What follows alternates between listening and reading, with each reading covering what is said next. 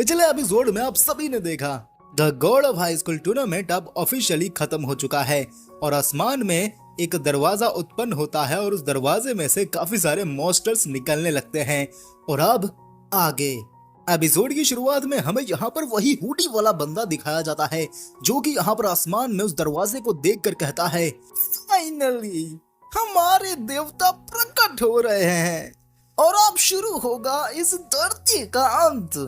अब हमें दूसरी ओर वही मॉन्स्टर जो बंदा बना था वो दिखाया जाता है जो कि यहाँ पर अब मर चुका है और उसको देखने उसके दादाजी वहां पर आते हैं और ये देखकर वो काफी ज्यादा गुस्सा हो जाते हैं और वो अपने मन में बोलते हैं, मेरे पोते के साथ जिसने भी ये हादसा किया है मैं वादा करता हूँ मैं उसे खत्म कर दूंगा।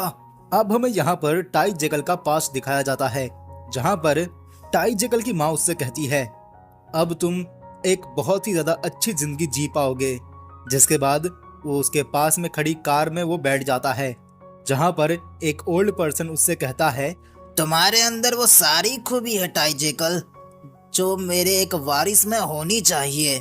बस तुम खाली उन कमजोरों जैसे मत बनना, क्योंकि जो हारता है उसके पास कोई ना कोई बहाना तो होता ही है, लेकिन जो जीतता है उसे बहाने की कोई जरूरत ही नहीं होती, फिर चाहे उन्हें जीत पाने के लिए कुछ भी करना पड़े।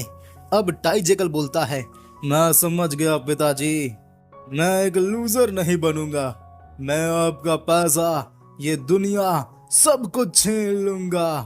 अब हमें वर्तमान का सीन दिखाया जाता है जहां पर टाई जेकल और पार्किलोमियो फाइट कर रहे होते हैं, जहां पर टाई जेकल काफी सारे मॉन्स्टर्स को समन करता है और वहीं दूसरी ओर पार्किलोमियो भी जो है उन सारे ही मॉन्स्टर्स को काफी ज्यादा जबरदस्त तरीके से टक्कर दे रहा होता है। और फाइट करते दौरान यहाँ पर पार्किलोमियो को बार बार उसके दोस्तों के साथ जो हादसा हुआ उसके विजुअल्स याद आ रहे होते हैं, जिससे वो और भी ज्यादा गुस्सा हो रहा होता है। और यह देखकर टाई जेकल कहता है, मेरे को लगा ही था आखिर में तुम हो तो एक जानवर ही। जिसके बाद हमें यहाँ पर हॉस्पिटल का सीन दिखाया जाता है जहाँ पर उसके दोस्तों को नर्स जो है वो हील कर रही होती है। तभी वहां पर एक लड़की आ जाती है और वो यहाँ पर अपने दोस्तों का ये हाल देखकर काफी ज्यादा हैरान हो जाती है। और वहीं दूसरी ओर अथॉरिटीज के बंदे जो है उन सारे ही मॉन्स्टर से काफी ज्यादा जबरदस्त तरीके से फाइट कर रहे होते हैं। हाँ पर तभी वहां पर आसमान में एक बुद्धा की बहुत ही बड़ी गोल्डन कलर की मूर्ति कहो वो जो है प्रकट हो जाती है और वो जो है सीधा जमीन से टकराने ही वाली होती है, लेकिन तभी वहां पर मुर्जिन पात आ जाता है और वो अपने स्पेशल क्रॉस से जो है उसे रोक देता है। और मुर्जिन पात को देखकर वहां पर वो हुडी वाला बंदा बोलता है, ओ यहाँ पर भी तुम देर से ही आए हो। अब वहां मुर्जिन पात बोलता है, तुम पागल हो गए हो क्या? तुम्हें पता है ना कि अगर इसका की से कांटेक्ट हो गया तो पूरी दुनिया तबाह हो जाएगी। इस पर वो हुडी वाला बंदा बोलता है, तो मैं यही तो चाहता हूँ। जिसके बाद तभी वहां पर बाहर में मोरी, डेवी और मीरा आ जाते हैं। ये मंजर को देखकर वहां पर मीरा कहती है, आखिरकार यहाँ पर चल क्या रहा है? और तभी वहां पर मोरी की भी नजर जो है टाई और इल्पियो के फाइट पर पड़ती है, जहां पर वो दोनों अभी भी एक दूसरे से काफी ज्यादा बुरी तरीके से लड़ रहे होते हैं।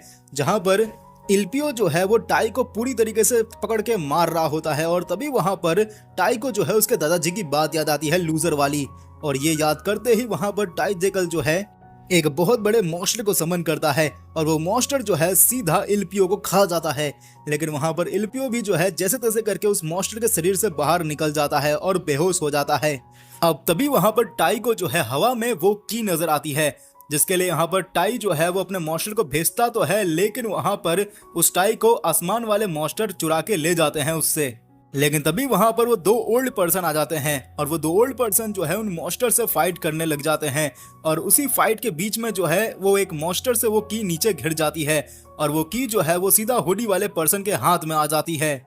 और ये देखकर वो हुडी वाला पर्सन बोलता है, आखिरकार ये की मेरे हाथ लग ही गई। लेकिन तभी वहां पर मोरी आ जाता है और मोरी जो है उसे सीधा फेस पर किक कर देता है और वो की को अपने पास रख लेता है। और वो मन में कहता है, तो क्या इसी की के पीछे इतना सारा रामायण हो रहा है? और वहीं दूसरी ओर डेवी और मोरी जो है वो पार्किलोमियो के पास जाते हैं और उसे जो है होश में लाने की कोशिश कर रहे होते हैं, लेकिन यहाँ पर पार्किलोमियो का काफी सारा खून बह रहा होता है। और तभी वहां पर आसमान में उस मूर्ति को दिखाया जाता है, जहां पर वो मूर्ति के फेस में एक और मॉन्स्टर का फेस आ जाता है, जिससे जो है यहाँ पर मुर्जिन पाद को और भी ज्यादा ताकत लगानी पड़ रही होती है अपने क्रॉस मैजिक में।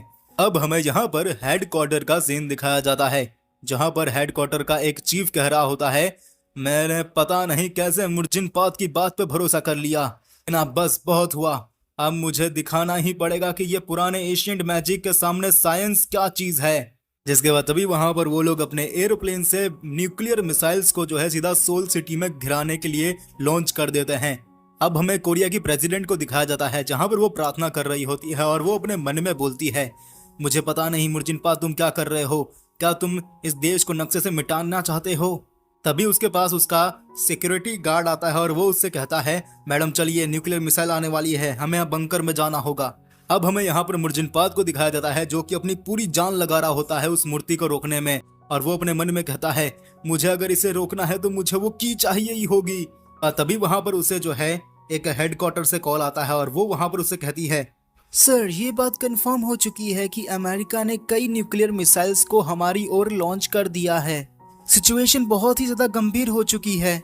अब मुर्जिन पाद जो है वहां पर सभी लोगों को एक जगह पर टेलीपोर्ट कर देता है और कहता है, जब तक ये सारी सिचुएशन मैं हैंडल कर रहा हूं तुम सब यहीं पे रहोगे। बाकी यहाँ पर देखने वाली बात हुई, क्या मुर्जिन पाद जो है सारी चीजों को रोक पाता भी है या नहीं। और तो और मुर्जिन पाद ने वहां पर सभी लोगों को कहां पर टेलीपोर्ट किया है ये भी जानना काफी ज्यादा इंटरेस्टिंग होगा, लेकिन ये सारी ही चीजों को हम देखेंगे the God of high school episode 12 part 2 के अंदर। बाकी अगर आपको आज की वीडियो पसंद आई है तो इस वीडियो को एक लाइक करना और चैनल को भी सब्सक्राइब करके बेल नोटिफिकेशन कॉल पर सेट जरूर कर देना। बाकी मैं मिलता हूं आपको हमारी नेक्स्ट वीडियो में, और अभी के लिए थैंक्स फॉर वॉचिंग।